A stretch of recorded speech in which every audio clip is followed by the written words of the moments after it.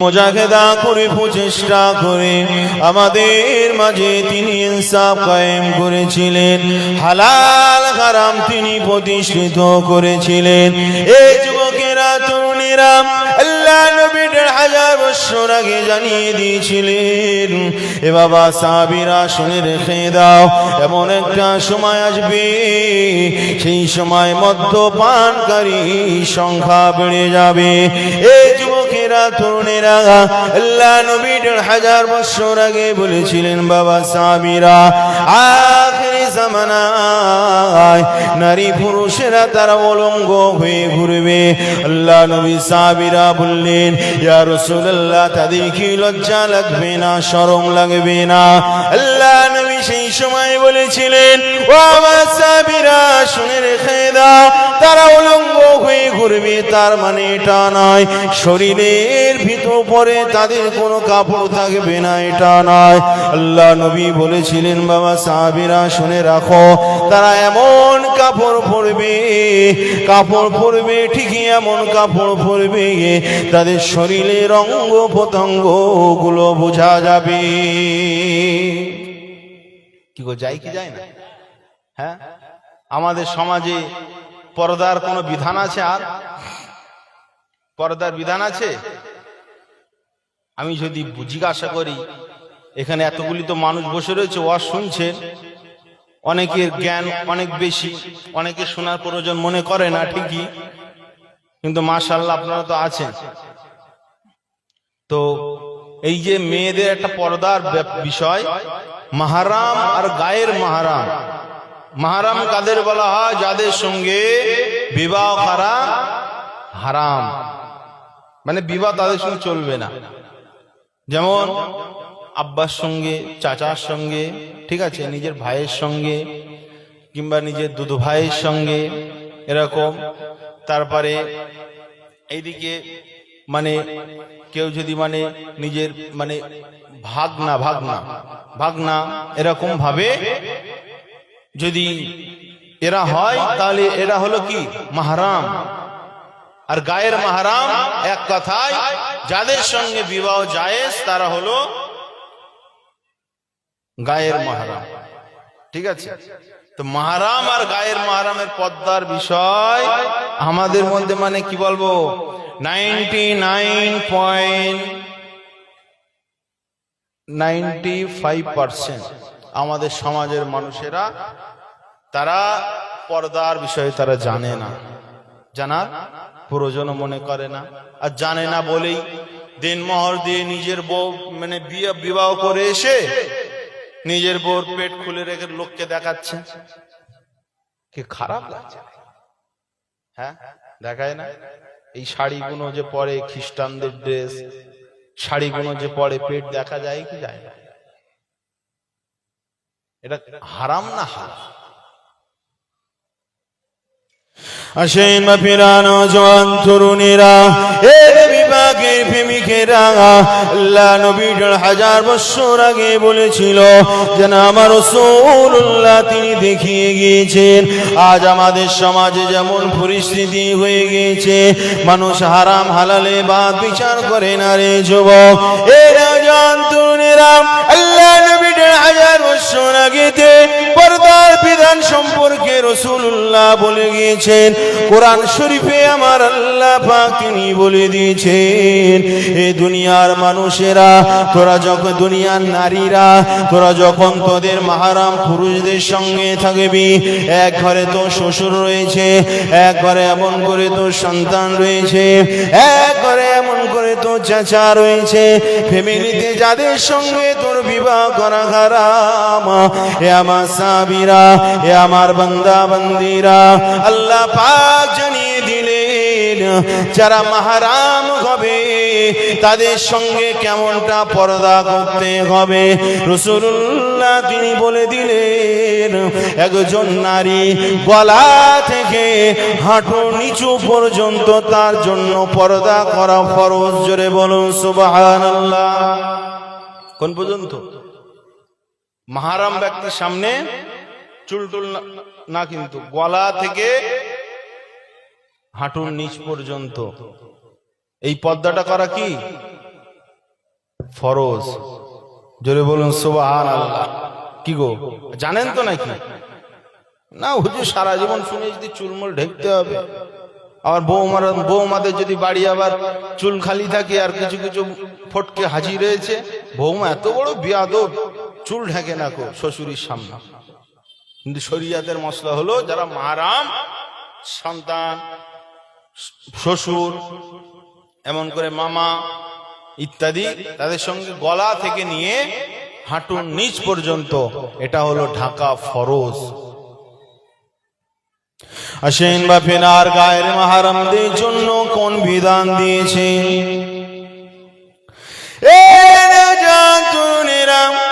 আমার মায়েরা বোনেরা, আল্লাহ নবী জানিয়ে দিলেন বাবারা শুনে রেখে দাও, আজ যারা গায়ের মাহরাম হবে মানে যাদের সঙ্গে বিবাহ করা বৈধ, এমন পুরুষের সামনে যদি যাও, কখনো রাস্তাঘাটে যদি বেরোতে চাও, ওয়ালা তাবাররুজনা তাবাররুজাল জাহিলিয়াতিল উলা, তুমি যদি রাস্তাঘাটে বেরোতে চাও জাহেলি যুগের নারীদের মতো তোমরা বেরো না।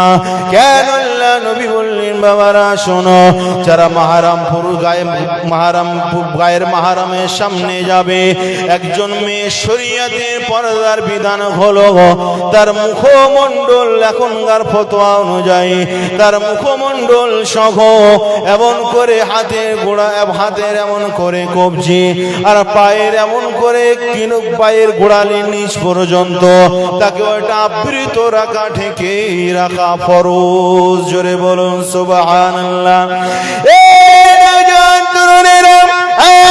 বিভাগের প্রেমিকেরা কার কারা করে শুনে রেখে দাও যুবক, মুসলমানের ঘরের মা বোনের আগে পর্দা করত।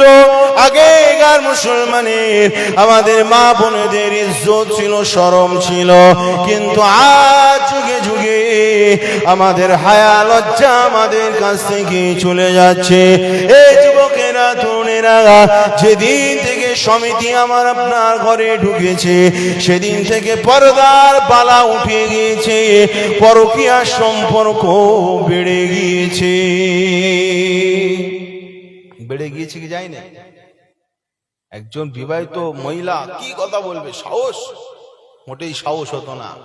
কিন্তু স্বামী হাট খোড়ো, লোন বোর নামে লোন নিয়ে রেখেছে, স্বামী এখন লোন দিচ্ছে না, এখন বউ রাস্তায় দুদিন মানে কয়েক সপ্তাহ পয়সা পেমেন্ট করতে যেতে হয়তো নাকি, এখন রাস্তাঘাটে ভাইগার সঙ্গে দেখা হয়, ভাবি ভালো আছো? হ্যাঁ ভালো আছি। 5 দিনের মাথায় গিয়ে জিজ্ঞেস করছে, ভাবি ভালো আছো? বলে না ভাই খুব একটা ভালো নেই। বলে কেন রে? বলে তোর হাট খোড়ো মানে তোর হাট খোড়ো ভাই আর পয়সা দেয় না, কি করি বলতো? সমিতি পয়সাটা তো দিতে হবে, মান সম্মানের ব্যাপার। তো ভাবি কত লাগবে, টেনশন করছো কেন? বলে দাও 700 টাকা দাও। কবে দেবে? ওই সামনের সপ্তাহে দিয়ে দেবো, সামনের সপ্তাহে দিয়ে দেবানি। এর মধ্যেই দেখা যাচ্ছে আর নিসাউ হেবালাতুশ শায়াতিন, এখন শয়তানের জাল মেয়ে তার এখন ক্যাপচার করে ফেলেছে। এই ভাই তো ঘন ঘন ভালো মন্দ জিজ্ঞেস করতো, তো পয়সা না দিলে হয়তো কোনো সমস্যা হবে না। এই করতে করতে আপনি খোঁজ নিয়ে দেখেন না, ম্যাক্সিমাম যারা সমিতি করে মানে আপনার 85% মহিলারা তারা পরকীয়ার জালে জড়িয়ে গিয়েছে। জোরে বলো নাউজুবিল্লাহ। যাদের বউ ওরম করছে তারা বুঝছে জ্বালা কি, ছাড়তেও পারছে না, মারতেও পারছে না, আর মারলেও তো সমস্যা, ছাড়লেও তো সমস্যা, ঠিক না বেটি? আপনাদের গ্রামে হয়তো সমিতি নেই, আছে? সমিতি করে?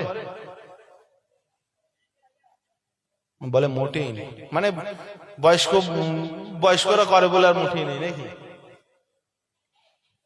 বাপেরা, নওজোয়ান তরুণেরা, এর বিপাকের প্রেমিকেরা, শরিয়াতের বিধান যেখানে মাহরাম যাদের সঙ্গে বিবাহ করা হারাম, আল্লাহ পাক বললেন গলা থেকে হাঁটু নিচু পর্যন্ত পর্দা করবে, কোনো পেট দেখানো যাবে না, এটা আল্লাহ হারাম করে দিলেন। নিজের বাপের সামনেও দেখানো যাবে না রে, নিজের সন্তানের সামনেও দেখানো যাবে না, এমন করে আত্মীয় স্বজনদের সামনে দেখানো যাবে না। এই তরুণেরা তরুণেরা, কিন্তু আজ আমাদের সমাজ এতটা নির্লজ্জ হয়ে গিয়েছে, এতটা বেহায়া আজ আমাদের সমাজ হয়ে গিয়েছে। এমন করে রাস্তায় যখন বাইর হয় বোরকা তো তারা পরে না, কিন্তু শাড়ি তারা পরে বাইরে হয়, এমন শাড়ি পরে তারা বাইরে হয় পেট তাদের প্রকাশ্য দেখা যায়। কিন্তু শরিয়াতের বিধান যেখানে রাসূলুল্লাহ বলেছে এমন কাপড় তোমরা পরবে না যে কাপড় পরলে তোমাদের অঙ্গ প্রত্যঙ্গ বোঝা যায়। কেউ যদি এমন করে চুড়িদার পরে আর যদি টাইট ফিট করে যদি চুড়িদারটা বানায়, এরা জানেরা ওই চুড়িদারটা বানানো হারাম হয়ে যাবে, ওই লেবাসটা পরা যাবে না, ওটা পরা হারাম হয়ে যাবে। কিন্তু আমাদের মা বোনেদের লেবাস ম্যাক্সিমাম তারা হারাম লেবাস তারা পরিধান করে।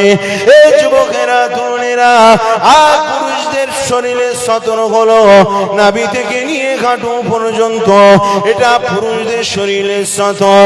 আল্লাহ নবী বললেন, এ সাহাবীরা শুনে রেখে দাও, তোমরা যারা লেবাস পরবে তোমাদের লেবাসটাও যেন ঢিল ঢাল থাকে, এটাই হলো সুন্নতি লেবাস। জোরে বলো, একটু জোরে হবে না?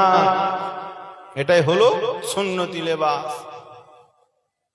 ছেলে প্যান্ট পরেছে, পাশা সব পরিকাঠামো বোঝা যাচ্ছে, কি গো এটা জায়েজ না না জায়েজ বলে?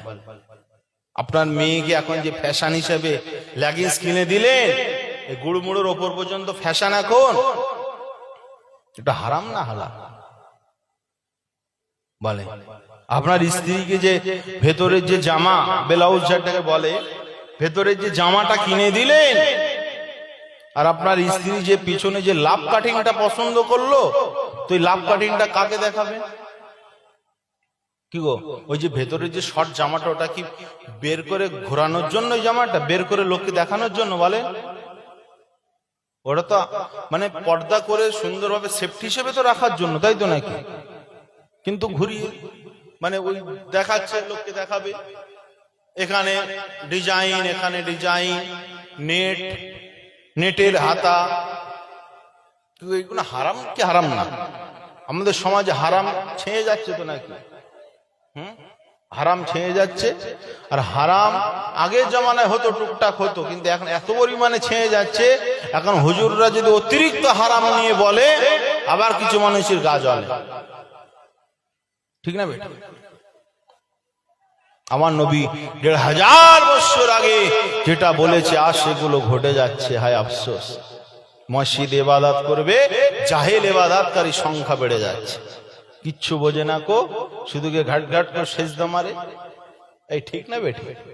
শরিয়াতের কোনো কিছু জানার চেষ্টা করে না। আবার যদি ইমামের বিরুদ্ধে যদি কোনো কথা ওঠে, ও একদম ১ নম্বরের রেস বলার জন্য।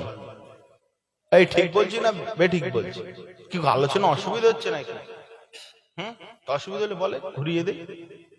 কি ফাংশনের ওয়াজ করবো নাকি?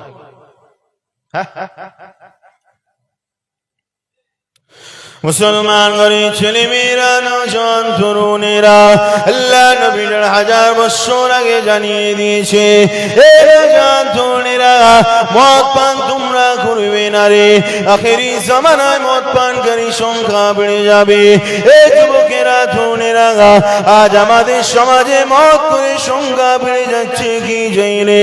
মুসলমান ঘরের ছেলেরা অহরহ তারা মদ খাচ্ছে রে। ফাংশনে যাবার নাম করে, এবং করে সিনেমা হলে যাবার নাম করে, এমন করে ভোটের নাম করে, এমন করে আনন্দ ফুর্তি নাম করে আমাদের ঘরের ছেলেরা তারা মদ পানে আসক্ত হয়ে গিয়েছে। এই যুবকেরা তরুণেরা, আজ তুমি নবীর উম্মত বলে দাবি করো, কিন্তু রাসূলুল্লাহ যে কথা আজ থেকে ১৫০০ বছর আগে তিনি জানিয়ে দিয়েছিলেন, তুমি সেই রাসূলুল্লাহর কথা একবারও কি তুমি ভাবলে না রে? এই জান তরুণেরা, আল্লাহ নবী ১৫০০ বছর আগে যেটা বলেছিল আজ সেটা ঘটছে কি ঘটেনি? এই ঘটছে তো নাকি? আজকে আমাদের সমাজ আমরা দেখতে পাই এমন করে রাস্তা ধারে বারের নামে রেস্টুরেন্টের নামে কত মদ তারা সাপ্লাই করে। এরা জানতুনেরা রাস্তার ধারে মদের এমন করে দোকান খোলা হয়, কত মানুষ সেখানে গিয়ে তারা মদ পান করতে লাগে রে।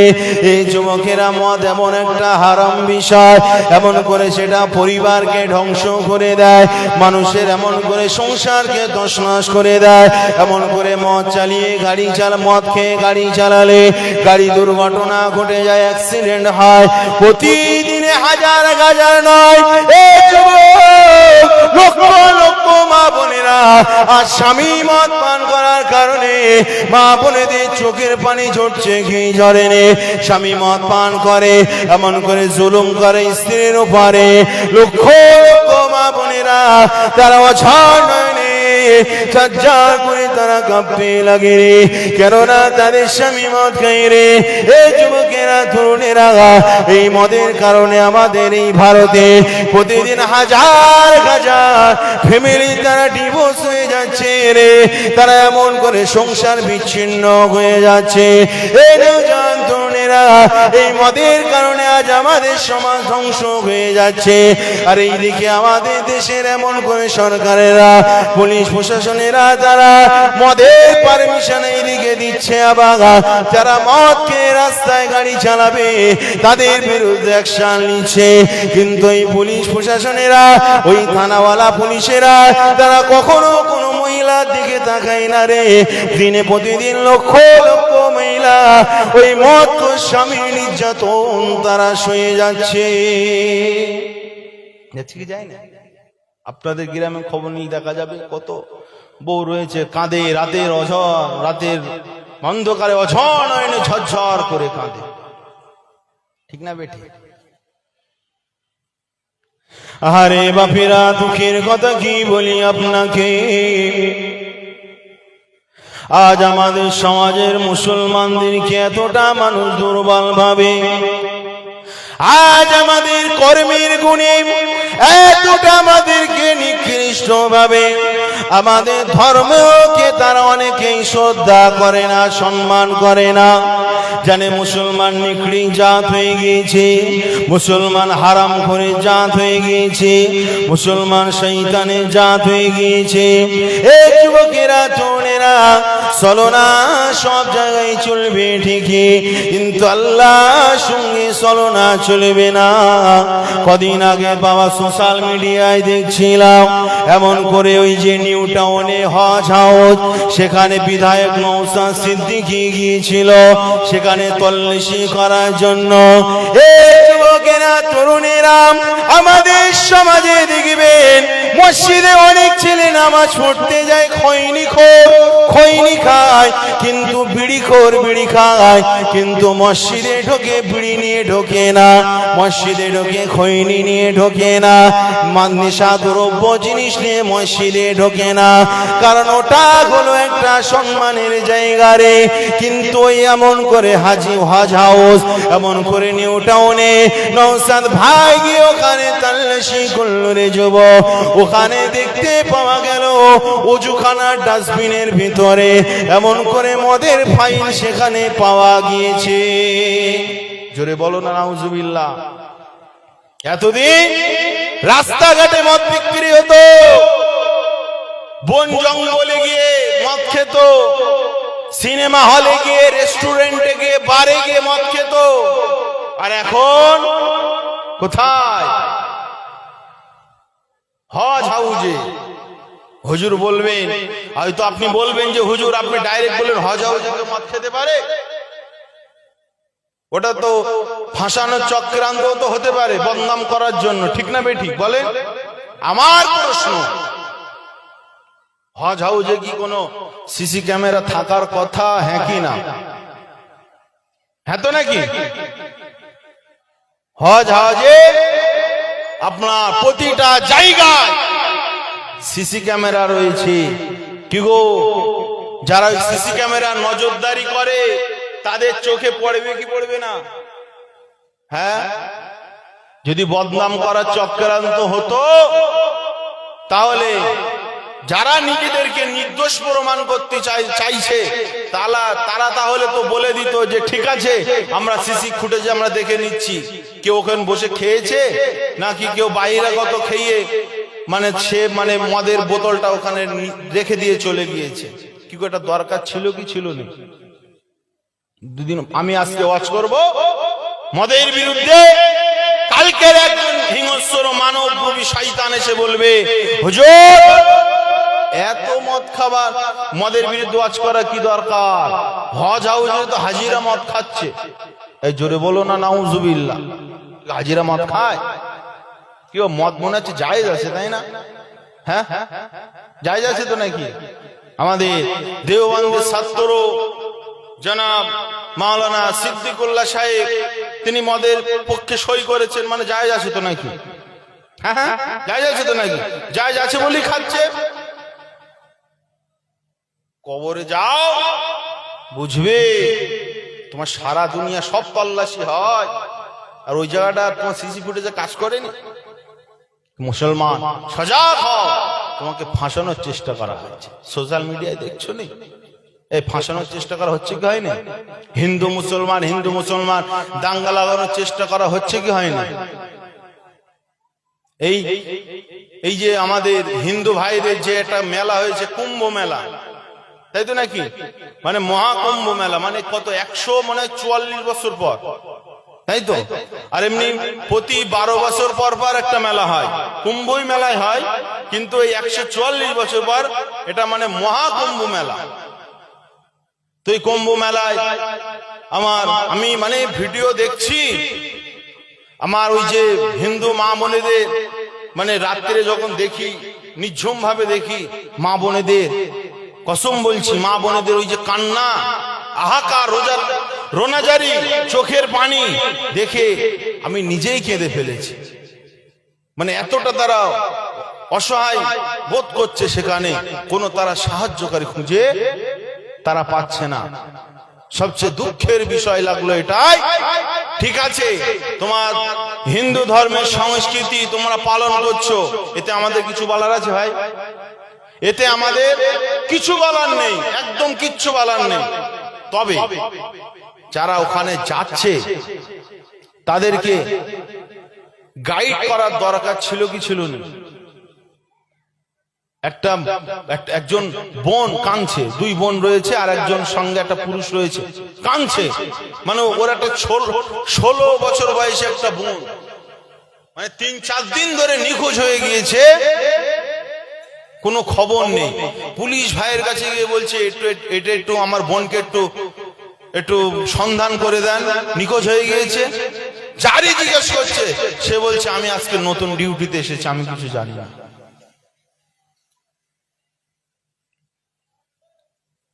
আমি নতুন এসেছি জানি না, করে কাঁদছে। ঠিক আছে, এই যে মেলায় দুর্ঘটনাটা ঘটলো, ঠিক আছে, অনেক এক বৃন্তে 2টি কুসুম, হিন্দু মুসলমান, মুসলিম তার নয়নমণি, হিন্দু তাহার প্রাণ। আমাদের একটা ভালোবাসা রয়েছে। একজন হিন্দু মানে ভিআইপি হিন্দু মরুক, দলিত হিন্দু মরুক, আদিবাসী হিন্দু মরুক, এমনকি যে ধর্মেরই হিন্দু ভাই বোন মরুক, আমাদের অন্তরে একটু ব্যথা লাগলেও আমাদের লাগে, কারণ আমরা পাশাপাশি বাস করি, ঠিক না বেঠি? তো ওখানে ওই যে ঘটনাটা ঘটলো, এতগুলি মানুষ মারা গিয়েছে, কোন রকম তাদের সঙ্গে মানে ভালো আচরণ নয়। একটা মানুষ মারা গিয়েছে তার তো একটা সম্মান আছে, তাই তো নাকি? যে কেন এই কাজটা করলো, যে এতগুলি মানুষ মারা গিয়েছে, তাহলে তাদের বডিটাকে নিয়ে সুন্দরভাবে এমন করে নাম্বারিং করে তাদের পরিবারের কাছে ফিরিয়ে দেওয়ার দরকার, হ্যাঁ কি না? কিন্তু ফিরিয়ে দেয় না। যখন পাল্টা প্রশ্ন করেছে বিজেপি একজন নেতার কাছে, এত বড় শয়তান মানুষকে এত বোকা বানাচ্ছে, বিজেপিকে যেই বলেছে এই বিষয়ে ওর গা জ্বালা দিয়েছে, কেন আমরা পরিষেবা দিতে পারিনি। শালা ঘাট করে একদম, হজে গিয়েও তো মানুষ মরে, ওখানে মানুষ মরেছে, তাই কি হয়েছে? এতে আবার বলার কি? কোথায় গন্ডগোল লাগিয়েছে বুঝতে পারছেন তো? হতে হতে ডাইরেক্ট হজের সঙ্গে তুলনা করে দিয়েছে। আরে পাকা বোকা, তোর ধর্ম উৎসব তুই পালন করবি, ওতে তো আমার কোনো কষ্ট নেই, কিন্তু তুই কার সঙ্গে তুলনা করছিস? হজে একটা নিয়ম সিস্টেম আছে। আপনার এই ভারত থেকে, আপনার এই পশ্চিম বাংলা থেকে যদি 2 লাখ 3 লাখ হজ যাত্রী হয়, সবাই যেতে পারবে কি গো? যারা হাজি আছে জানে তো নাকি? সবার পারমিশন নেই, একটা কোটা থাকে, কোটা। পশ্চিম বাংলা থেকে এত হাজার মানুষ যেতে পারবে, তারপরে ইউপি থেকে এত হাজার যেতে পারবে, ব্যাঙ্গালোর থেকে এত হাজার যেতে পারবে, টোটাল ইন্ডিয়া থেকে এত লাখ মানুষ হজে যেতে পারে, একটা নিয়ম আছে। তো ওদের মানে কতটা পরিষেবা ওরা দিতে পারবে সেই হিসাবে ওরা একটা প্রতিটা দেশে একটা কোটা নির্ধারণ করে, বুঝাচ্ছে কথা? ওর বাইরে করে না। আচ্ছা বলেন, আপনি আজ পর্যন্ত কোন খবর পেয়েছে যে একজন হাজি মারা গিয়েছে, তার কোনো খোঁজ খবর দেওয়া হয়নি? জিসিবি করে তার শরীরটা তুলে নিয়ে ভাঙড়ে গিয়ে ফেলে দেওয়া হয়েছে, কোন খবর পেয়েছেন আজ পর্যন্ত? যেই মারা যায় সম্মানের সহিত তার শরীর প্যাকিং করে, প্যাকেজ করে, এমন করে তার পরিবারের কাছে ফিরিয়ে দেওয়া হয়। আর যারা বলে যে না, মক্কা মদিনায় দাফন করা হোক, অথবা মক্কায় দাফন করা হোক, মক্কা মদিনায় দাফন করে দেয়, ঠিক না বেঠিক? একটা বেউজ্জতি হয়। কিন্তু ওখানে তারা কি করছে, মানে জিসিবি দিয়ে, বুলডোজার দিয়ে মানুষ মারা গিয়েছে, মানে পা টেনে হিঁচড়ে নিয়ে যাচ্ছে। আস্তাগফিরুল্লাহ।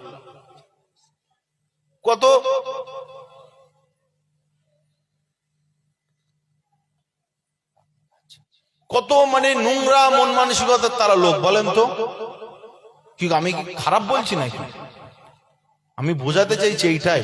আজকে আপনি মুসলিম বাস করছেন, আপনার পাশে হিন্দু বাস করছে, তারা সব সময় টার্গেট করে রয়েছে কিভাবে হিন্দু মুসলিমের মধ্যে দাঙ্গা লাগানো যায়, উদর পিন্ডি বুদুর ঘাড়ে কিভাবে চাপানো যায়, এই টার্গেটে তারা রয়েছে, বুঝলেন? এখন এই একটা শকুনের গল্প বলি, শোনেন। একটা শকুন, বুঝলেন, শকুন এখন ওর বাচ্চার এখন মাংস খাবার শখ লেগেছে, বুঝলেন? তো শকুন কি করলো, উড়ে গিয়েছে, উড়ে গিয়ে দেখে যে এক জায়গায় একটা গরু পড়ে রয়েছে, বুঝে আসছে কথা? তো শকুন তার মুখে গিয়ে গরুর মাংস ছিঁড়ে তার বাচ্চার কাছে নিয়ে এসেছে, ঠিক আছে? এখন বাচ্চা বলছে আমি খাবো না, ঠিক আছে? তো কি করা যাবে? শকুন আবার উড়ে গিয়েছে, উড়ে গিয়ে যাবার পরে শকুন কি করলো, শুকারের মাংস নিয়ে আসলো, শুকারের মাংস নিয়ে এসে বাচ্চার কাছে দিয়েছে। বাচ্চা বলে আমি খাবো না। তুই এতবার যাচ্ছিস, তুই বলবি তো তুই কি খাবি রে? বলে মানুষের মাংস খাবো। কি বুঝলে? বলে মানুষের মাংস খাবো। শকুন খানিকক্ষণ চিন্তা ভাবনা করে দেখছে, মাথায় ফট করে ঢুকেছে, বলে এটা তার সহজ কাজ। শকুন কি করেছে, ওই গরুর মাংসটা হিন্দু ভাইদের মন্দিরে দিয়ে দিয়েছে, আর শুকারের মাংসটা মুসলমানদের মসজিদে দিয়ে দিয়েছে। এইবারে দুজন আর বেঁধে গিয়েছে, এবার খুন খারাপি, মারপিট, লাশ পড়ে গিয়েছে। এখন শকুন বাবা আরামসে মানুষের গোশত এনে তার বাচ্চাদের মুখে দিয়ে দিয়েছে। এই বুঝাচ্ছে কথা? তো যারা এরকম মানে শয়তান, নিজের ধর্মের সমস্যা সমাধান না করে, নিজের ভুলকে স্বীকার না করে যারা সাধু হয়, বুঝলেন, এই যে যোগী যোগী সব বলে না, এরা তো নিজেদেরকে কি বলে, সন্ন্যাসী না সাধু, মানে নিজেদেরকে ধর্মগুরু বলে। কিন্তু হিন্দু ভাইদের ধর্মে একটা নিয়ম রয়েছে, কেউ কখনো মিথ্যা কথা বলতে পারবে না, আর সে যদি মিথ্যা কথা বলে ও ধর্মগুরু থেকে তার নামটা কেটে যাবে। যদি অন্যায় হয়ে যায়, অন্যায় স্বীকার করতে হবে, আবার বলতে আমার ভুল হয়ে গিয়েছে, তাহলে ঠিক আছে। কিন্তু যোগী এসলা ডাইরেক্ট এমন করে বলে মিথ্যা কথা বলে দিচ্ছে। এই যে শোনেন, সবচেয়ে দুঃখ লাগলো, কষ্ট লাগলো এটাই, ধর্মে, কোন ধর্মে, আপনি হিন্দু ধর্ম বলেন, মুসলমান ধর্ম বলেন, কোন ধর্মে আপনার জাতির বিধাভেদ সেখানে নেই। কে নিচু শ্রেণী, কে উঁচু শ্রেণী, এমন করে কোন রকম শ্রেণী, কোন বিভাগ নেই। কিন্তু আমাদের সমাজে যারা ধর্ম ব্যবসায়ী, তারা আমাদেরকে কাওরা, মুচি, বাগদি, জৈন, খ্রিস্টান, এমন করে বিভিন্ন লেভেলে আমাদেরকে ভাগ করে দিয়েছে। বুঝে আসছে কথা? ওই যে কুম্ভর মেলা হলো, সেখানে ভিআইপিদের লাইন আলাদা, যারা ভিআইপি মানুষ মানে টাকাওয়ালা মানুষ, এরকম ভিআইপি তাদের লাইন আলাদা, আর যারা গরিব মানুষ তাদের লাইন আলাদা। আর এইদিকে বিজেপি ওই দোষটা এইদিকে ঘোরানোর জন্য বলছে মক্কায় তো মানুষ মরে। আরে বোকা, মক্কায় মানুষ যে ভ্যান চালিয়ে 2-1 টাকা করে জমিয়ে জমিয়ে যে হজে যায় আর যে কোটিপতি হজে যায়, যদি পাশাপাশি মানে কাতারে লাইন পড়ে, একই লাইনে তাদের নামাজ পড়তে হয়। এই ঠিক না বেঠিক? কোথায় মানে তোমার ছাই দিয়ে আগুনকে ঢাকতে চাইছো? তোমার ধর্মের নামে তুমি ব্যবসা করছো, তোমার ধর্মীয় অনেক শ্রেণী জাত ভাগ করে তাদের সঙ্গে তোমরা দুর্ব্যবহার করছো। বলতে গেলে তখন মানে দোষ উল্টো ঘুরিয়ে দিচ্ছ, মানে জাতীয় মানে সাম্প্রদায়িক দাঙ্গা লাগানোর চেষ্টা করছো। তবে আমার বাংলার হিন্দু ভাইয়েরা অত অবুঝ নয়, ঠিক না বেঠিক? অত তারা অশিক্ষিত নয় যে কোথা থেকে একটা গুলি মারবে আর এরা এসে এখানে ঝগড়া করবে। এরা যাচাই করতে শিখেছে কি সেখানে? আজকের প্রতিটা বিষয়ে আমার ভাইয়েরা, হিন্দু ভাইয়েরা ইউটিউবে দেখছে, তারাই তো বুঝতে পারছে যে কোনটা ওদের ভুল হয়েছে আর কোনটা ওদের ঠিক হয়েছে, ঠিক না বেটি? আমার যখন 4 কোটি মানুষের পরিষেবা দিতে পারবো, তখন আমি 10 কোটি মানুষের কেন ডাকবো? ঠিক না বেটি? দুঃখের বিষয় যে অনেক আমার হিন্দু মা বোনেরা মারা গিয়েছে, অনেকের শাশুড়ি মারা গিয়েছে, তাদের কোনো খোঁজ নেই, তারা একদম নিখোঁজ। কোথায় কি হয়েছে যারই কাছে যায় কেউ সাহায্য করে না, বুঝলেন? এমনকি কেউ রাস্তাও বলে দেয় না। আর ওরাই সাম্প্রদায়িক দাঙ্গা লাগানোর চেষ্টা করে। সেই জন্য বাপ, আমার হিন্দু ভাইয়েরা, হিন্দু মায়েরা, আমার মুসলিম ভাইয়েরা, মুসলিম মায়েরা কখনো ওই বিদেশিদের চক্রান্তে পড়ে নিজেদের মধ্যে দ্বন্দ্ব লাগাবে না। ঠিক আছে কথা? এই কথাটা কি ভুল বললাম? এই মেসেজটা যে বার্তাটা দিলাম, এটা কি খারাপ বার্তা দিলাম? আমাদের মেনে চলতে হবে, আমাদের হিন্দু ভাইদের সঙ্গে বসতে হবে, একে অপরের সঙ্গে আমাদের যে সামঞ্জস্যগুলো একে অপরের সঙ্গে আলোচনা করতে হবে কি হবে না? নাই তো আমার হিন্দু ভাইরা মানে এমন করে ফ্রেশ মানুষ, দেখা যাচ্ছে কেউ একটা উস্কানি দিল, এখন তার রক্ত গরম হয়ে গেল, ঝামেলা পাকিয়ে দিল, তখন কি করবে? বাপেরা, নওজোয়ান তরুণেরা, এ নবী পাকের প্রেমিকেরা, আল্লাহ নবী 1500 বছর আগে আমার রাসূলুল্লাহকে যখন আল্লাহ পাক দাওয়াত দিতে বললেন, এমন করে জান্নাতের রাস্তা দাওয়াত খানা দিতে বললেন, এ নওজোয়ান তরুণেরা, আল্লাহ পাক হুকুম করে দিলেন, ওয়ানসির আশিরাতাকাল আকরাবিন। এ আমার হাবিব, আমার দোস্ত, আপনার যারা নিকটস্থ আত্মীয়রা রয়েছে তাদের সঙ্গে আপনি এমন তাদেরকে আমি আল্লাহ আমার রাস্তায় তাদেরকে ডাক দাও, আমি আল্লাহ আমার রাস্তায় তাদেরকে এলান করো। এই তরুণেরা, আমার মায়েরা, বোনেরা, আল্লাহ নবী যখন তাদেরকে ডাক দিয়ে দিল, আল্লাহ নবী তাদেরকে যখন ডাক দিল, আল্লাহ নবী বলতে লাগলেন, রে বাবা, তোমরা লা ইলাহা ইল্লাল্লাহ তোমরা পড়ে নাও, তাহলে তোমরা কামিয়াবি হয়ে যাবে, সফল কাম তোমরা হয়ে যাবে। রাসূলুল্লাহর কথা তাদের পছন্দ হলো নি রে। যারা নবী কালামিন বলে সত্যবাদী বলে মানত, যাদের নিজের টাকাগুলোকে রাসূলুল্লাহর কাছে আমানত হিসেবে যারা রেখে দিত, এমন করে উতবা সাহেবার কাছে দিত না, আবু জাহেল আবু লাহাবের কাছে দিত না, আবু লাহাব আবু জাহেলের কাছে দিত না। নেতা হতে পারে ঠিকই, একসঙ্গে বসবাস করতে পারে ঠিকই, কিন্তু একে অপরের প্রতি তাদের বিশ্বাস ছিল না। তারা রাসূলুল্লাহকে বিশ্বাস করত বলে আমার নবী পাকের কাছে তারা এমন করে তাদের পয়সাগুলো রেখে দিত, তাদের ধন সম্পদগুলো রাসূলুল্লাহর কাছে তারা রেখে দিত রে। এই জান তরুণেরা, আল্লাহ নবী যখন এক হকের রাস্তা দিকে ডাক দিলেন, ইনসাফ ইনসানিয়াতের রাস্তা দিকে যখন ডাক দিলেন, ওই সমস্ত মানুষেরা আল্লাহ রাসূলের জানে শত্রু হয়ে গেল, আমার রাসূলুল্লাহর বিরোধী তারা করতে লাগলো। বুঝা আসে? সত্য কথা বললেই আলেম ওলামার বিরোধী, ইমামদের বিরোধী, যারা সমাজে সমাজসেবক, যারা ভালো কাজ করে, যারা এমন করে সাংগঠনিক ভাবে যারা ভালো কাজ করে, এমন করে যারা রাজনৈতিক ভাবে যারা ভালো কাজ করে, যারা সৎ নেতা, ভালো কথা বলতে গেলে কিছু অসৎ চরিত্র মানুষ তারা কি করে, তারা তাদের বিরোধী হয়ে যায়। কি গো, আমার রাসূলুল্লাহ এত কষ্ট করে আমাদের মাঝে ইসলামকে পৌঁছেছে, কি গো সেই রাসূলুল্লাহকে ভুলে যাওয়া আমাদের ঠিক হবে? কারণ কবরের ভিতরে একটা প্রশ্ন হবে। বুখারী মুসলিমের হাদিসে বলা হয়েছে একটাই প্রশ্ন করা হবে, আর আবু দাউদ অন্যান্য হাদিসে বলা হয়েছে তিনটা প্রশ্ন করা হবে। তিনটা প্রশ্ন করা হবে, মান রব্বুকা মা দীনুকা ওয়া মান নাবিয়ুকা। আর বুখারী মুসলিমের হাদিসে এমন করে বলা হয়েছে কবরের ভিতরে একটাই প্রশ্ন করা হবে, মা কুনতা তাকুলু ফি হাজার রাসূল লি মুহাম্মাদিন। এ কবরবাসী বলো বলো, ইনি হলেন মুহাম্মদুর রাসূলুল্লাহ, ইনার ব্যাপারে তোমার কি রায় ছিল? এ জানতুনেরা, পৃথিবীর জমিনে যদি রাসূলুল্লাহকে ভুলে চলি, রাসূলুল্লাহর সুন্নাতগুলোকে যদি ভুলে চলি, রাসূলুল্লাহর আদেশগুলোকে যদি ভুলে চলি, কবরের ভিতরে নবীকে চিনতে পারবো না।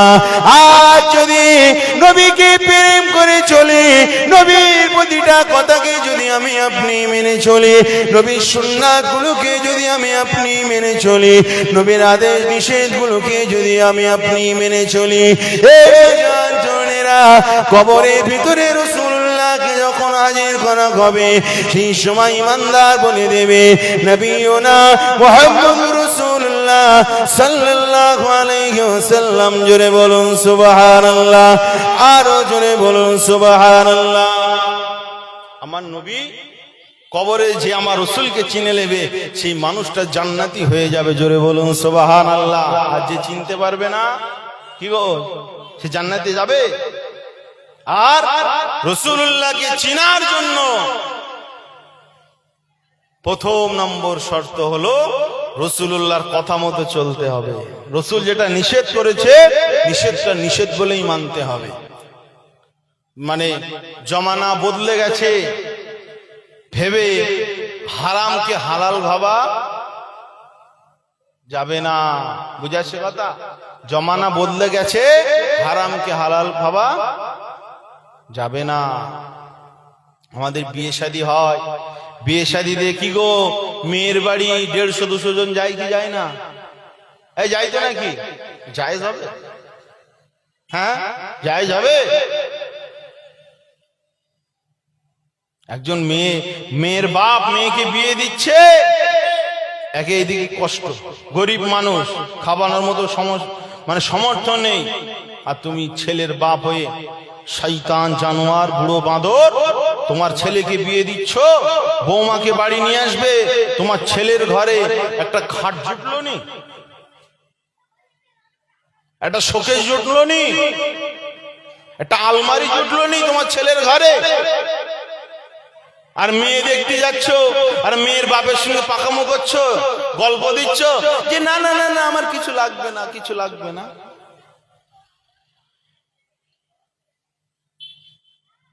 তোমার যদি কিছু নাই লাগে, তা তোমার ছেলে শোবার জন্য তো একটা খাটের দরকার রয়েছে, ওটা কেন কিনলে না রে? তোমার ছেলে বাইরে একটা কাজ করে, যাতায়াতে হয়তো একটা গাড়ির প্রয়োজন রয়েছে, তুমি ওটা কেন কিনলে না? বৌমা বিয়ে করে মানে ছেলেকে বিয়ে দিয়েছে, বৌমা বাড়ি চলে এসছে, শাশুড়ি জালিমাল শয়তান। কিছু কিছু মেয়ে রয়েছে নিজেদেরকে এমনি বিরাট বড় চালাক ভাবে, বুঝলেন, ঠ্যাস মেরে মেরে বলে, বৌমা ওই পাশে বাড়ি না, ওই ছেলেটা দেখতে এসেছিল, ওর আশীর্বাদ করে গিয়েছে, একটা সোনার আংটি দিয়েছে, আবার বিয়েতে গাড়ি দেবে। কিরা তো বলেছে কিছু লোভ না, তা ওরা এত ভালো, মেয়ের বাপ জোর করে দেবে বলেছে। কি বুঝলে? ন্যাকামো পাকামো দুনিয়ায় কদিন চলবে, কবরে গেলে বুঝতে পারবে হাড়ে হাড়ে। এই ঠিক না বেঠিক? হাড়ে হাড়ে বুঝতে পারবে। খোদার কসম, শরীয়তের মসলা শুনে রেখে দাও। তোমার ছেলেকে যখন বিয়ে দেবে, আর মেয়েকে তোমার এই কি বরযাত্রী বলে, তোমার বাড়ি থেকে কতজন মেহমান, কতজন মানুষকে মেয়ের বাড়ি পাঠাবে, একবার মেয়ের বাপকে জিজ্ঞাসা করে নেবে যে বেঈমশাই এতজন যাবে বলছে বা এতগুলি মানুষ হচ্ছে, আপনাকে একদম নিজের মতো করে জিজ্ঞাসা করছি যে আপনার এতগুলি মানুষ খাওয়া দাওয়া দিতে আপনার কি কোনো অসুবিধা হবে? ঠিক আছে, যেমন ভাবে মেয়ের বাপের আর্থিক পরিস্থিতি যদি আপনি জানেন যে গরিব মানুষ, তাহলে আপনি যদি বলেন মেয়ের বাপ তো লজ্জায় তো এদিক ওদিক ধার করে তো পয়সা জোগাড় করবে, শুধু কি খাট পলঙ্গ লোবাই হচ্ছে কে মানে কি বলে পণ, আর এইগুলো পণ না। তুমি মেয়ের বাপে একবারও মানে ভালোভাবে মানে জিজ্ঞাসা করলে না, পরিস্থিতি তুমি বুঝলে না, হুট করে বলে দিলে 150 জন যাবে, ও বিয়ে খাওয়াও হারাম হবে। মেয়েদের বাড়ি 3 থেকে 5 জনা যেতে পারে, বুঝলেন, কিন্তু ওর বেশি যেতে গেলে পারমিশন লাগবে। মেয়ের বাপ যদি মনে কষ্ট করে যদি ধার দেনা করে যদি তোমায় খাওয়ায়, কি হবে? হারাম খাওয়া হবে। শুধু গাড়ি চেয়ে নেওয়া আর এই খাট পলঙ্গ লোভে, এটা শুধু হারাম না, এইগুলো হারাম। হুজুর তো আছে, জিজ্ঞাসা করবে। বাপেরা, নওজোয়ান তরুণেরা, এ নবী পাকের প্রেমিকেরা, আল্লাহ নবী যে বিধানগুলো দিয়েছে আজ আমরা সেই বিধানগুলোকে ভুলে যাচ্ছি বলে, রাসূলুল্লাহর আদর্শকে আজ আমি আপনি ভুলে যাচ্ছি বলে, রাসূলুল্লাহর চরিত্রকে আজ আমি আপনি ভুলে যাচ্ছি বলে, পৃথিবীর মানুষেরা যুগ যুগ ধরে তারা রাসূলুল্লাহর বিরুদ্ধে তারা কথা বলতে লেগেছে। এ নওজোয়ান তরুণেরা, এমন করে আমেরিকা জমিনে আপনি দেখতে পাবেন এমন করে রাসূলুল্লাহর বিরুদ্ধে তারা এমন করে ব্লু ফিল্ম সিনেমা তারা বানিয়েছে। এমন করে আমাদের এই ভারতের জমিনে নূপুর শর্মা বলে একজন মহিলা না রাসূলুল্লাহকে নিয়ে খারাপ মন্তব্য করেছে। এমন করে পপ তারকা এমন করে রাসূলুল্লাহর বিরুদ্ধে কথা বলতো। এমন করে বাংলাদেশের জমিনে কত নাস্তিকেরা রয়েছে, রাসূলুল্লাহর বিরুদ্ধে তারা কথা বলে রে, রাসূলুল্লাহর চরিত্রের বিরুদ্ধে তারা কথা বলে। এই যুবকেরা তরুণেরা, তাদের এই হিম্মত এই সাহস তাদের কি করে হয়? এই নওজোয়ান তরুণেরা, কদিন আগে আমি দেখতে পেলাম, আপনারা হয়তো দেখেছেন, একজন পার্টির নেতা, সিপিএম পার্টির একজন নেতা, সে কি করলো? ইসলামকে কলঙ্কিত করার জন্য, রাসূলুল্লাহর উপরে দাগ আনার জন্য সে মিডিয়ার সামনে বলল মুহাম্মাদের একটা উদ্দেশ্য ছিল, মুহাম্মাদ এক হাতে তলোয়ার নিয়ে আর এক হাতে হাদিসের বাণী নিয়ে মানুষকে একত্রিত করার তার প্রচেষ্টা ছিল। এই যুবকেরা তরুণেরা, বুকে হাত দিয়ে আপনি বলবেন ইসলাম প্রচার হয়েছে কি তলোয়ারের মাধ্যমে? এই বলেন, তলোয়ারের মাধ্যমে হয়েছে? হয়তো অনেকের অসুবিধা হতে পারে, খারাপ লাগতে পারে যে আবার এ কথা নাম উল্লেখ করলেন। হ্যাঁ, ওই যে সিপিএম এর নেতা হোক, টিএমসির নেতা হোক, আর মানে আইএসএফ এর নেতা হোক, আর যে নেতাই হোক, আপনার যদি গুস্তাখে রসুল মূলক যদি কোনো কথা বলে আর প্রকাশ্য যদি সে যদি ক্ষমা না চায়, আর মুসলমান নেতা হলে প্রকাশ্য যদি তওবা সে যদি না করে, তার ভোট দেওয়া কি হবে? হারাম হয়ে যাবে। বুঝলে? ওই যে কি নাম, তন্ময় বলেছে যে মুহাম্মাদের এক হাতে তলোয়ার আর এক হাতে কোরআন, এই হাদিসের বাণী। আচ্ছা বলে, সে রাসূলুল্লাহর সঙ্গে গুস্তাখি করলো কি করলো নি? কি গো? আর তন্ময় যদি আপনাদের এখানে এসে ভোটে দাঁড়ায়, যদি আইএসএফ এর ভোটে দাঁড়ায়, ভোট দেবে? কি গো, দেবে? সিপিএম এর বা টিএমসি যদি ভোটে দাঁড়ায়, ভোট দেবে? যায় যাবে না, হারাম হয়ে যাবে। আর কেন হারাম? কেউ যদি জালেমকে সাপোর্ট করে, সেও জালেম হিসেবে কিয়ামতে উঠবে। কেউ যদি গুস্তাখে রাসূলকে যদি সাপোর্ট করে, গুস্তাখে রাসূল হিসেবে সে কিয়ামতে উঠবে। বুখারী শরীফের হাদিস। বুঝে আসছে কথা? প্রকাশ্য ক্ষমা না চাইলে কোনো মাপ নেই। সে যে হাজি বংশের হোক, আর যে সৈয়দ বংশের হোক, আর যে মানে এমন করে পাঠান বংশের হোক, আর যেই বংশেরই হোক না কেন, ক্ষমা না চাইলে কোন রকম সাপোর্ট করা যাবে না। বাপ তলোয়ারের মাধ্যমে ইসলাম আসেনি রে, ইসলাম ভালোবাসা এসেছে। জোরে বলুন না সুবহানাল্লাহ। বাপেরা, নওজোয়ান তরুণেরা, এ নবী পাকের প্রেমিকেরা, আল্লাহ নবী যখন ইনসাফের বাণী যখন শোনাতে লেগেছে, ন্যায়ের কথা যখন আল্লাহ রাসূল শোনাতে লেগেছে, সেই সময় যারা এমন করে ধর্ম ব্যবসায়ী ছিল, এমন করে যারা 2 নম্বরই ছিল, তাদের টার্গেট হয়ে গেল মুহাম্মদকে মেরে দিতে হবে, মুহাম্মদকে শেষ করে দিতে হবে। কেন শেষ করে দিতে হবে? মুহাম্মদকে যদি শেষ না করে দেয়, এই যুবকেরা, আজ আমরা যে অসহায় নারীদেরকে নিয়ে যে ভোগ করছি, সেটা আর ভোগ করা যাবে না। এমন করে নিচু জাতি বলে তাদের সঙ্গে যে নোংরা আচরণ করছি, ওই আচরণটা তাদের সঙ্গে করা যাবে না রে।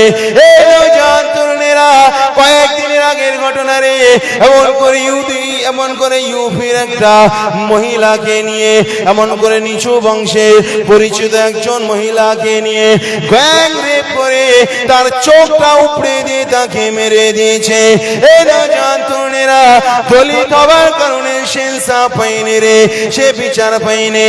আমাদের আজই কলের কথা বলুন, যারা অন্যায় করেছে, যারা এমন করে এই দুর্ঘটনায়, যারা এমন করে এই বাজে কাজে যারা যুক্ত, আজ আমরা তো তাদের শাস্তি দেখতে পেলাম না রে। এবং এমন করে কয়েকদিন আগে আর একজনের অস্বাভাবিক মৃত্যু হয়ে গেল। একের পর এক আমাদের সমাজে এইগুলো ঘটছে। কি কারণে ঘটছে যুবক? একটাই কারণ হলো, যখন এমন করে রাসূলুল্লাহ সত্যের বাণী যখন মানুষদের কাছে পৌঁছে দিচ্ছে, 2 নম্বরই ব্যবসা তাদের বন্ধ হয়ে যাবার ভয়েতে, এই নওজোয়ান তরুণেরা, আজ যে মহাকুম্ভ মেলা, এমন করে যারা সত্যর হয়ে কথা বলছে, যারা সঠিক কথাটা বলছে, এমন করে আমার হিন্দু ভাইরাই বলছে, মুসলমানেরা কেউ মুখ খোলে না রে, আফসোস করে। কারণ ওখানে একটা নিয়ম জারি করা হয়েছিল, মুসলমানেরা সেখানে দোকান দিতে পারবে না রে। এই নওজোয়ান তরুণেরা, ওই সমস্ত হিন্দু ভাইদেরকে স্যালুট জানায়, ওই সমস্ত অ্যাডভোকেটদেরকে আমরা স্যালুট জানাই, যারা সত্য কথাগুলো সেখানে তারা বলছে।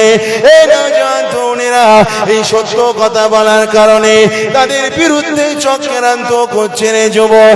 এখানে মুসলমান বলে কোনো কথা নেই, আপনি হিন্দু হন আর মুসলমান হন আর যেই হন না কেন, সত্য কথা বললে তারা আপনাকে মার্ক করবেই করবে।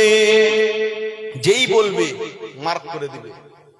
ও কোন গোষ্ঠী, কোন বংশে, ও হিন্দু না মুসলিম, জৈন না খ্রিস্টান কিছু দেখবে না। বুঝে আসছে কথা? তাদের ব্যবসা বন্ধ হয়ে যাবার এতে, বুঝলে। আর ওই কুম্ভ মেলায়, বুঝলে, এই যে 200 থেকে 250টা ওই যে ওই কি বলে, ওই কি নাগা ঠাকুর না কি বলে না, নাকা সন্ন্যাসী, আর একটা কি সন্ন্যাসী আছে না, আরেকটা কি সন্ন্যাসী রয়েছে, বুঝলেন। ওই যে সমস্ত কোটি গুলো থাকতো, বুঝলেন, 200 প্লাস, প্রায় 250-র কাছাকাছি ওই তাবু, ওই ঘর মানে জ্বলে পুড়ে সারখার হয়ে গিয়েছে। বুঝে আসছে কথা? আল্লাহ যেটা করে ভালোর জন্যই করে। বাবা, এ নিয়ে কিন্তু মিডিয়া মুখ খুলছে না, কিন্তু মুসলমানদের যদি দোকানের পারমিশনটা যদি থাকতো, আর যদি দোকানটা যদি বসাতো, কি হতো? রিপাবলিক বাংলা প্যান্টের চেন খুলে যেত। ও এত বলা বলতো, ওর পরনের প্যান্ট আছে কি না আছে ওর হুঁশ থাকতো না। এই ঠিক না বেঠিক? যত দোষ মুসলমানদের উপর মানে দেওয়ার চেষ্টা করতো, ঠিক না বেঠিক? আল্লাহ সেটা করে ভালোর জন্যই করে। তবে যারা ওখানে মারা গিয়েছে তাদের জন্য আমরা দুঃখ প্রকাশ করি, কারণ তারা ধোঁকা দিয়ে এদেরকে ডেকে নিয়ে গিয়েছে, পরিষেবা দেওয়ার তাদের ক্ষমতা ছিল না। সেই জন্য লাফিয়ে সবসময় এদিক ওদিক জেলে হবে না, পরিস্থিতিটা বুঝতে হবে। তুমি হিন্দু, তুমি গরিব, তুমি দলিত, তুমি গরিব, তোমাকে কেউ ভালো নজরে দেখবে না। যতই বলো বিজেপি আমার ভাই বা ওই সম্প্রদায় আমার ভাই, কেউ দেখবে না। বাপেরা, নওজোয়ান তরুণেরা, এই নবী পাকের প্রেমিকেরা, আল্লাহ নবী তলোয়ারের মাধ্যমে প্রচার করেনি।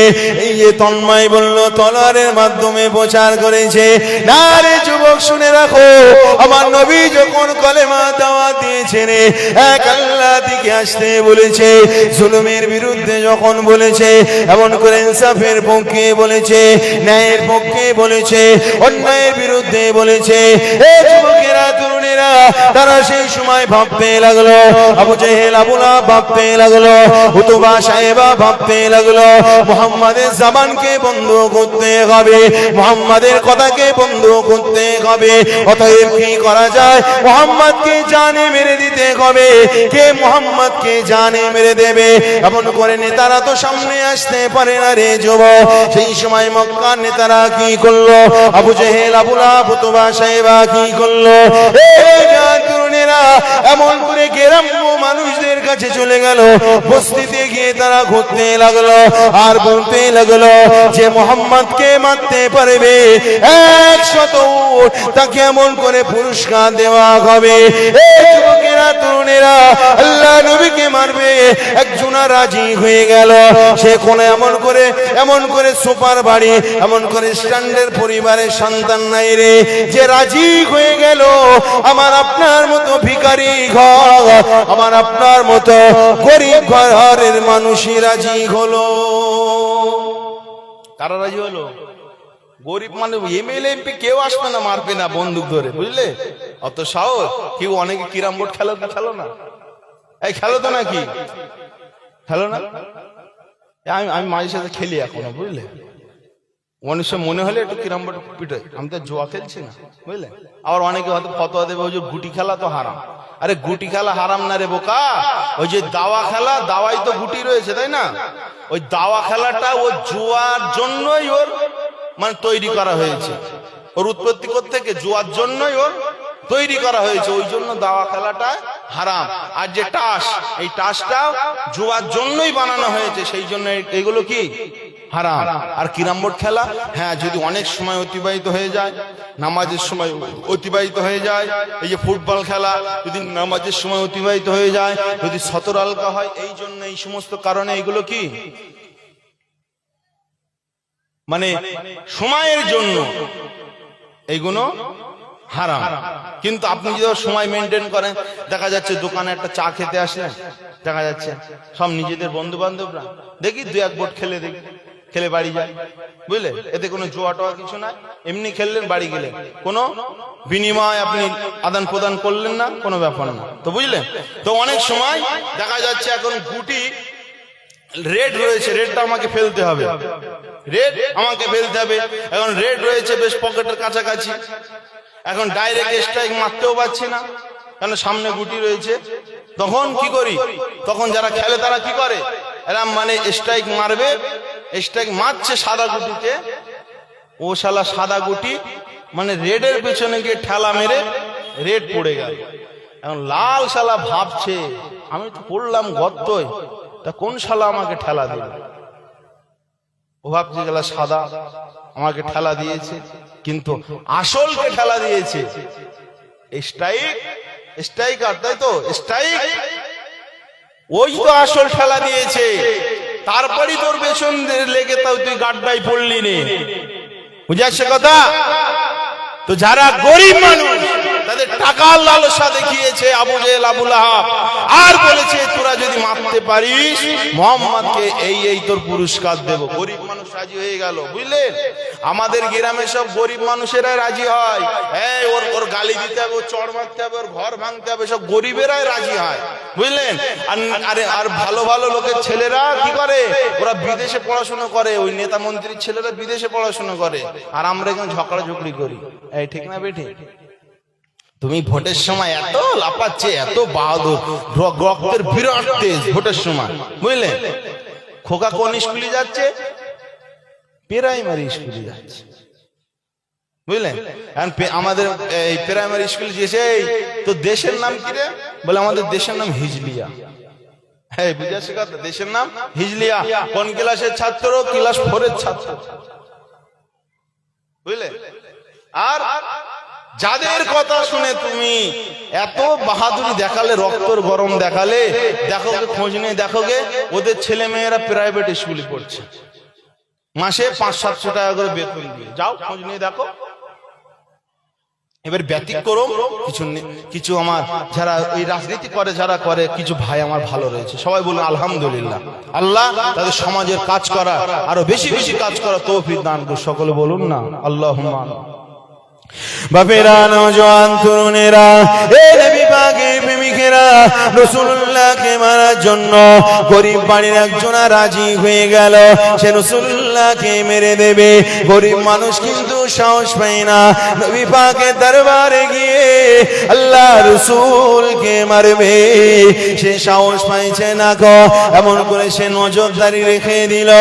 এ নওজোয়ান তরুণেরা, আমার নবী পাকের প্রেমিকেরা, আল্লাহ নবী এক তারিখে একটা গাছের নিচেতে আরাম ফরমাচ্ছিলেন। আমার রাসূলুল্লাহ ওই গাছের নিচেতে বসে আমার নবী পাক ঘুমিয়ে পড়লেন।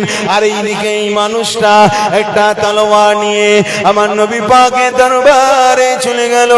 এই যুবকেরা, তরুণেরা, আল্লাহ নবীর দরবারে চলে যাওয়া, আল্লাহ নবীর কাছে চলে গেল।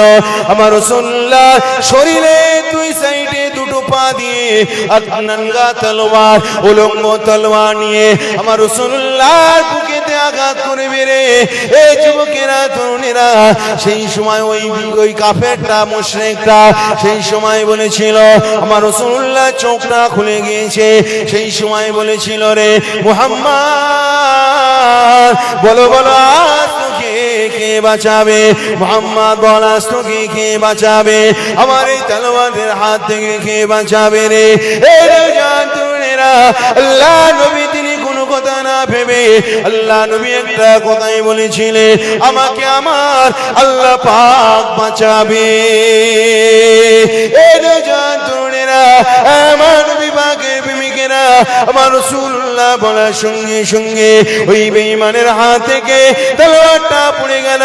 ওই বেঈমানের হাত পা ফুলে গেল। ওই বেঈমানের আর কোনো ক্ষমতা নেই। ওই বেঈমান জমিনে পড়ে গেল। আমার রাসূলুল্লাহ তার উপরে উঠে, আমার রাসূলুল্লাহ ঘুরে তার উপরে উঠলেন। আর রাসূলুল্লাহ হাতে তলোয়ার নিলেন। আমার নবী পাক বলতে লাগলেন, এবারে বল তোকে কে বাঁচাবে? আমাকে তো আল্লাহ বাঁচিয়ে নিয়েছে, এবারে বল তোকে কে বাঁচাবে? এই নওজোয়ান তরুণেরা, সেই সময় ওই মানুষরা বলেছিল, আমাকে বাঁচানোর মতো কেউ নাই রে। আমাকে যদি বাঁচানোর মতো কেউ হয় তাহলে তুমি আমাকে বাঁচাতে পারবে। এই নওজোয়ান তরুণেরা, আল্লাহ নবী সেই সময় বলেছিল, না রে, আমি বাঁচানোর মালিক নাই রে। বাঁচানোর মালিক হলো একমাত্র আল্লাহ পাক। এই নওজোয়ান তরুণেরা, আল্লাহ পাক আমার রাসূলুল্লাহ শিক্ষা দিলেন। আমার নবী সেই সময় বলেছিলেন, যা যা তোকে ছেড়ে দিলাম, যা তুই চলে যা রে, আমি তোকে ছেড়ে দিলাম। এই নওজোয়ান তরুণেরা, ওই বেদুইন সেই সময় ভাবতে লাগলো, আহারে, যাকে মারার জন্য আসছিলাম, আমার তলোয়ার যার হাতে চলে গেল, সে চাইলে আমাকে মেরে দিতে পারত, সে চাইলে আমাকে শেষ করে দিতে পারত রে, কিন্তু আমাকে মারল না রে, আমাকে শেষ করে দিল না। আমাকে সে ভালোবাসা দেখিয়ে, মোহাব্বত দেখিয়ে আমাকে ছেড়ে দিল। এই নওজোয়ান তরুণেরা, আল্লাহ নবী তাকে বললে, যা বাবা চলে যা, নিজের বাড়িতে চলে যা রে, নিজের পরিবারের কাছে চলে যা রে, আর কখনোই কাজ না করবি না। এই যুবকেরা, তরুণেরা, সেই সময় ওই লোকটা বলল, না রে, না রে, না, আমি আর বাড়িতে যাব না রে, আমি আর ওদের দলে থাকবো না। ইয়া রাসূলুল্লাহ, ইয়া হাবিবাল্লাহ, খুঁজো, আপনার প্রতি আমার যে ভুল ধারণা ছিল, আমার ধারণাটা ভেঙে গিয়েছে। ইয়া রাসূলুল্লাহ, হাবিবাল্লাহ, আপনার হাতে হাত দিয়ে আমি কলেমা পড়তে চাই। আরো জোরে বলুন সুবহানাল্লাহ। আমার রাসূলুল্লাহ চাইলে তো তাকে তলোয়ার দিয়ে মেরে দিতে পারতেন। এই পারতেন না, কিন্তু আমার রাসূলুল্লাহ মানলেন না। আমার রাসূলুল্লাহ বোঝেন যে মানুষটা নিজের জন্য আসেনি, এই গরিব মানুষ, অসহায় মানুষের এই অসহায়ত্বের সুযোগ নিয়েছে মক্কার বড় বড় নেতা লিডারেরা। বুঝাচ্ছে কথা? আমার রাসূলুল্লাহ তাকে ছেড়ে দিলেন। আমার নবী যখন ছেড়ে দিলেন, ও তখন চিনতে পেরে গেল ইনি হলেন মুহাম্মদ, আখিরি জামানার পয়গম্বর। জোরে বলুন সুবহানাল্লাহ। আমার বাপেরা, আল্লাহ কোরআনে বলছে, ইদফা বিল্লাতি হি আহসান, কেউ যদি খারাপ ব্যবহার করে তার সঙ্গে ভালো ব্যবহার করো, এটাই হলো ইসলাম। জোরে বলুন সুবহানাল্লাহ, নারে তাকবীর, নারে তাকবীর। তুমি ইসলামের সঙ্গে তুলনা করছো, ইসলামের আদর্শের সঙ্গে তুলনা করছো, তন্মা হাজারো বাংলার মানুষের অভিশাপ। ভাইরাল হওয়ার অনেক টপিক রয়েছে, কিন্তু রাসূলুল্লাহকে নিয়ে বেয়াদবি করে ভাইরাল হতে গেলে কি হবে? নাস্তা নাবুদ হয়ে যাবে, শেষ হয়ে যাবে। কি গো, ওই যে পপ তারকা, এই পপ তারকার বাড়ি কোথায়? বাইরের দেশে, বুঝলেন, 4-5 বছর জেল খেটেছে, বুঝলেন। গায়ে ট্যাটু করা আপনারা হয়তো অনেকে দেখেছেন, বুঝলেন।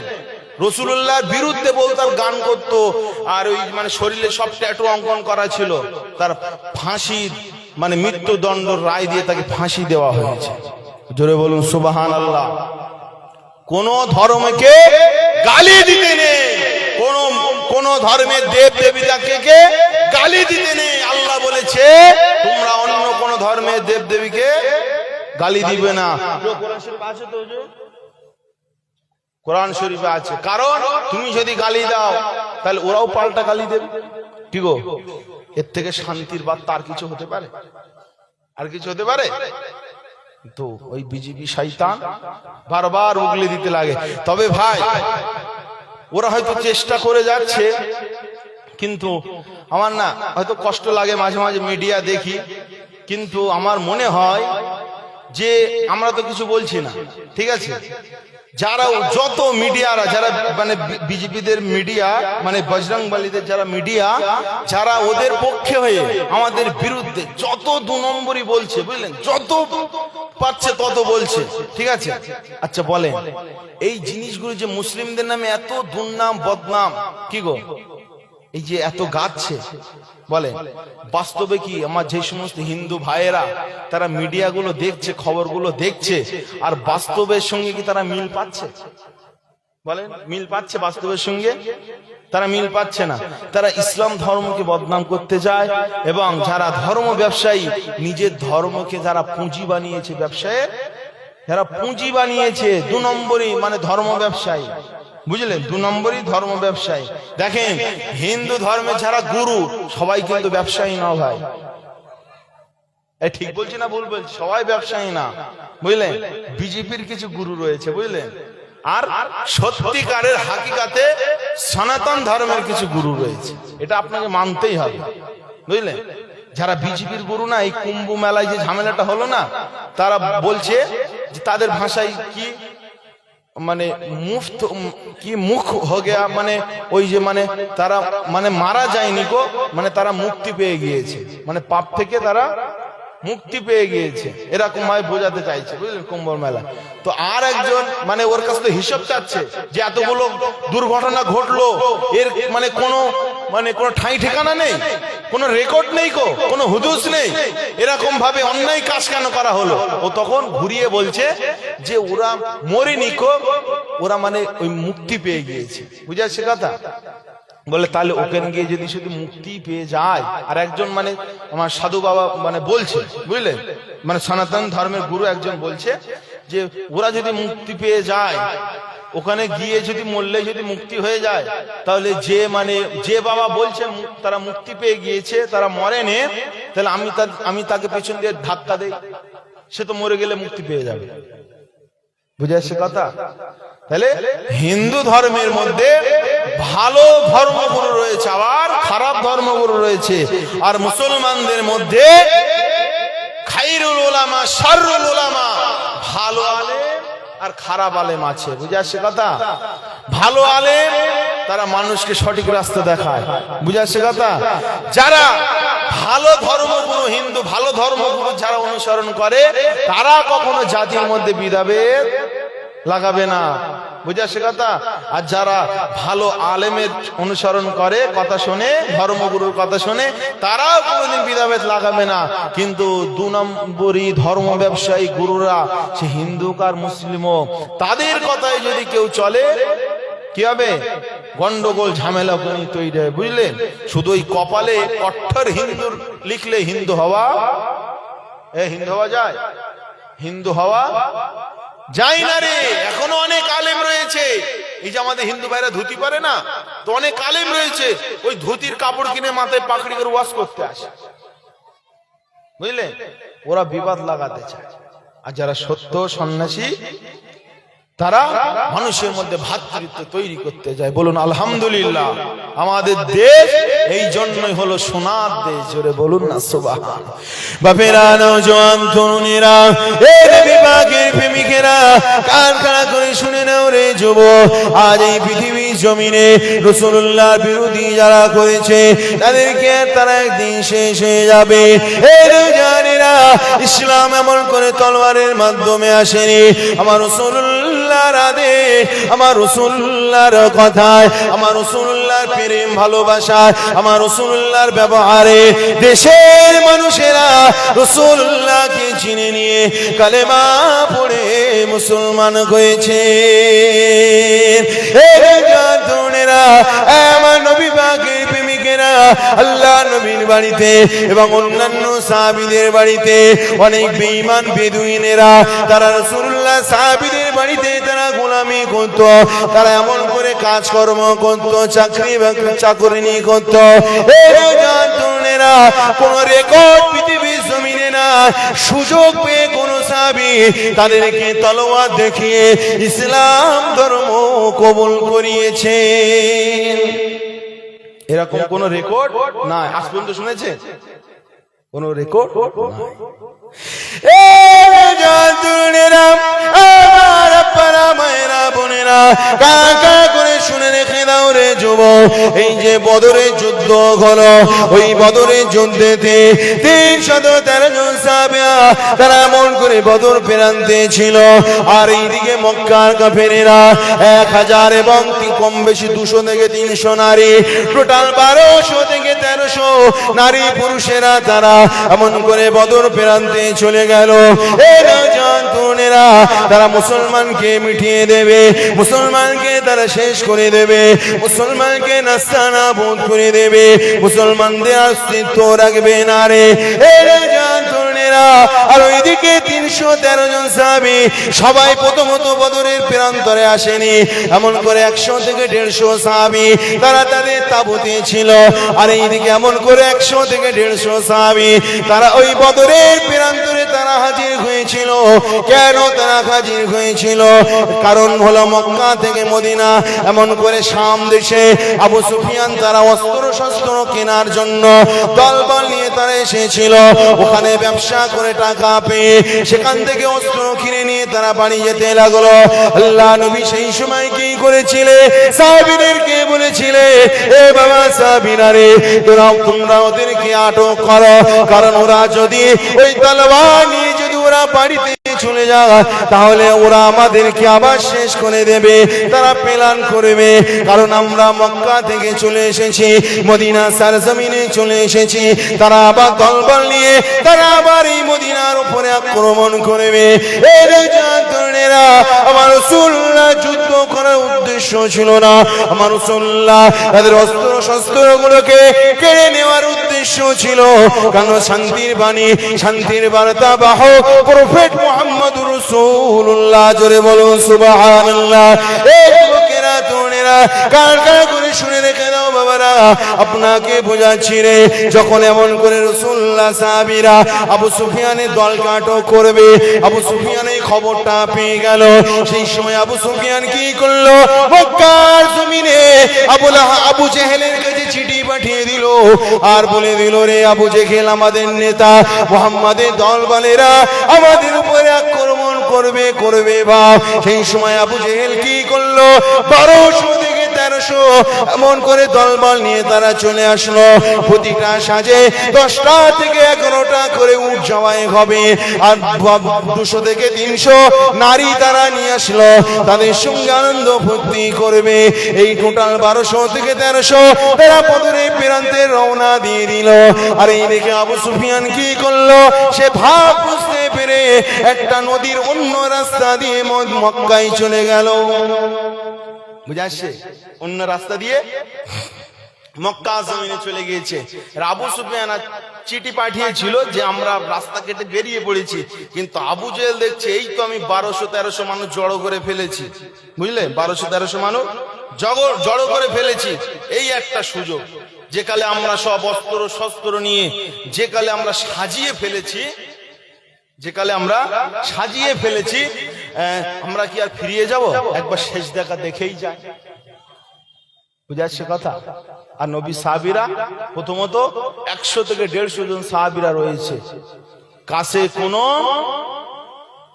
অস্ত্র শস্ত্র কাছে নাই। কার উপরে ভরসা করে বলো? কার উপরে? আল্লাহর উপরে ভরসা করে তারা দাঁড়িয়ে রয়েছে। জোরে বলুন সুবহানাল্লাহ। আল্লাহ যদি হুকুম না হয় আগুন কারো পোড়াতে পারে না, আল্লাহ যদি হুকুম না হয় লোহা কাউকে কাটতে পারে না। আল্লাহর হুকুমটাই বড় জিনিস। নবী সাহাবীদের আল্লাহর প্রতি ভরসা ছিল, আজ আমাদের ভরসা নেই। ঠিক আছে, আমরা হারাম খাচ্ছি, হারাম খেওনি। বলে হুজুর হারাম না খেলে খাবো কি করে? এই উপার্জন না করলে আমার চলবে কি করে? ঠিক না বেটি? কিছু তো একটা করতে হবে। আল্লাহর উপর ভরসা করলে আল্লাহ লানা হাদিয়ান্নাহুম সুবুলানা, কেউ যদি আল্লাহ সন্তুষ্টির জন্য চলে, আল্লাহ লানা হাদিয়ান্নাহুম সুবুলানা, আল্লাহ তার জন্য রাস্তাটাকে মানে খুলে দেন, রাস্তা পরিষ্কার করে দেন। জোরে বলুন সুবহানাল্লাহ। বাবেরা, নওজোয়ান তরুণেরা, এ নবী পাকের প্রেমিকেরা, কান খাড়া করে শুনে রেখে দাও। আজকে আমাদের এই দেশে যারা বলছে মুসলমানদেরকে তাড়িয়ে দেব, মুসলমানদেরকে শেষ করে দেব, যারা এমন করে বলছে মুসলমানদেরকে এই দেশে থাকার অধিকার থাকবে না, মুসলমানদের মসজিদগুলোকে ভেঙে দেব, মুসলমানদের কোনো চিহ্ন রাখবো না, তাদেরকে একেবারে ধ্বংস করে দেব, আর এই ভারতের জমিনটাকে হিন্দু রাষ্ট্র হিসেবে ঘোষণা করব। এই নওজোয়ান তরুণেরা কান খাড়া করে শুনে রেখে দাও, আর যারা বিরোধী তারাও শুনে রেখে দাও।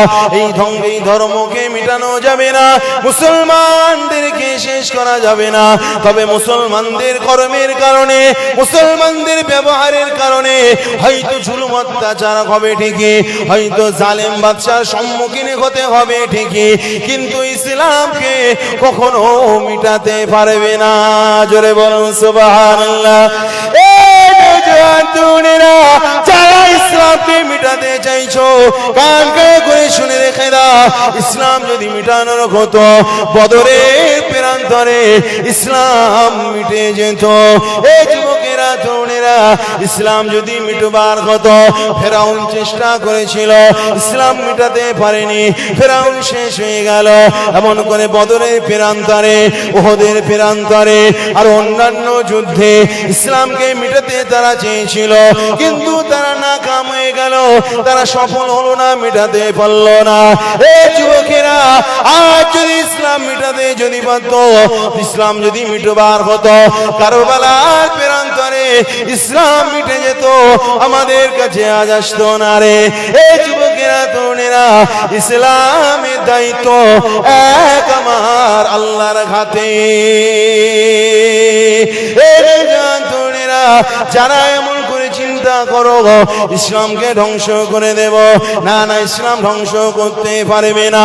কিন্তু তুমি যে ধর্মেরই হও না কেন, হিন্দু হওয়ার, মুসলিম হওয়ার, দলিত হওয়ার, আদিবাসী হও, যেই ধর্মেরই হও না কেন, ইসলামের বিরুদ্ধে যদি তোমার মুখটা খোলো, ইসলামের বিরুদ্ধে যদি তুমি কথা বলো, তোমার মরণটা কুত্তার হালাতে হবে, মানুষ তোমার উপরে থুথু করবে।